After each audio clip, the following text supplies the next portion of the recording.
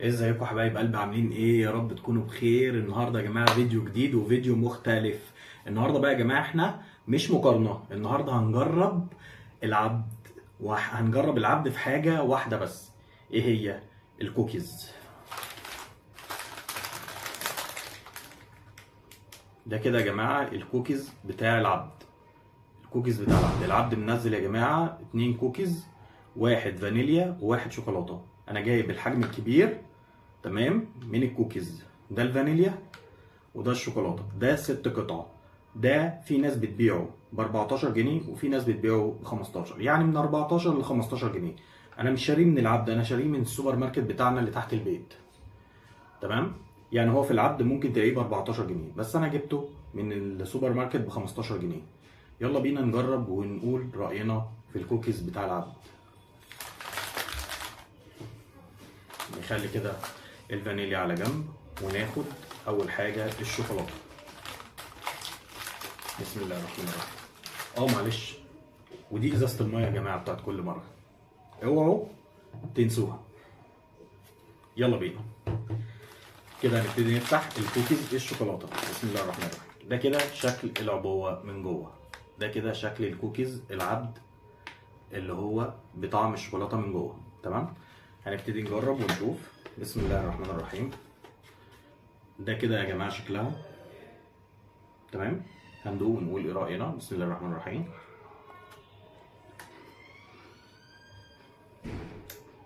ندوق حته تاني. جميل، طعمه فعلا جميل جدا، واو يعني. اللي عاجبني فيه ان السكر بتاعه يا جماعه مظبوط جدا. انا ما بحبش السكر الاوفر، بحب السكر في الحلويات بالذات عامه بحب السكر الوسط. فهو طعمه وسط، والبسكوتيه مقرمشه، والشوكولاته اللي عليه طبيعيه جميله. هيعجبكم جدا بصراحه، طعمه جميل.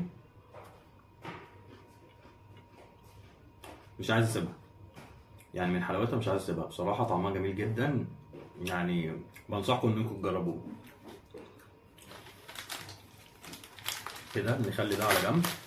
ده كده الشوكولاته. نخش على كوكيز الفانيليا. تمام، بسم الله الرحمن الرحيم. الاول ناخد بق بس ميه بس عشان الطعم بس اللي ما بينهم، عشان ده شوكولاته يعني وده فانيليا. ده كده شكل. بسم الله الرحمن الرحيم. ده كده يا جماعه شكل الكوكيز الفانيليا. ده بردك 6 قطع. قلت لكم السعر طبعا في الاول ان هو من 14 ل 15، انا جايبه من تحت ب 15. ما اعرفش بقى في العبد طبعا هيتباع بكام، ممكن يكون ب 14 في العبد. تمام، وفي منه على فكره يا جماعه ملحوظه، معلش، في منه الحجم الصغير عامل تقريبا 6 جنيه. ده بيبقى فيه 3 قطع. تمام، نبتدي بقى نجرب. بسم الله الرحمن الرحيم. ده كده يا جماعه شكل القطع الفانيليا، ده بيكون شكلها. ندوق بقى. بسم الله الرحمن الرحيم. هي شكلها بصراحه جميله.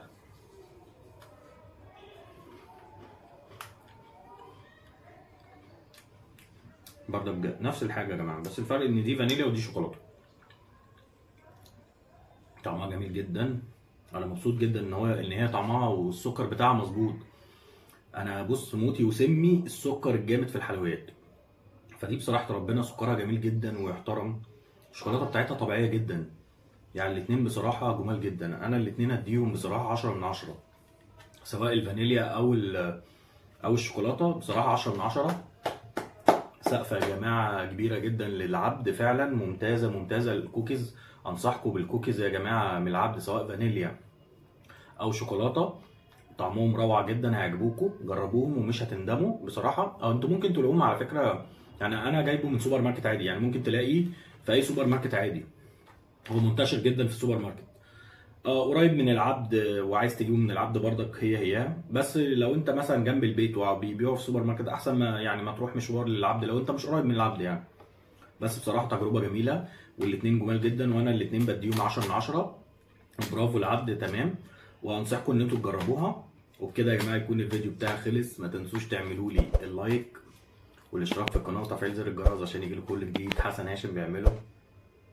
باي. باي باي يا احلى متابعين. معلش نسيت يا جماعه، مش تفكروني كل مره، لازم اخد بق الميه في النهايه.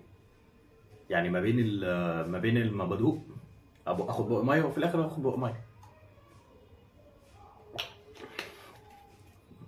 حبايب قلبي هتوحشوني، استنوني فيديو جديد قريب. اخوكم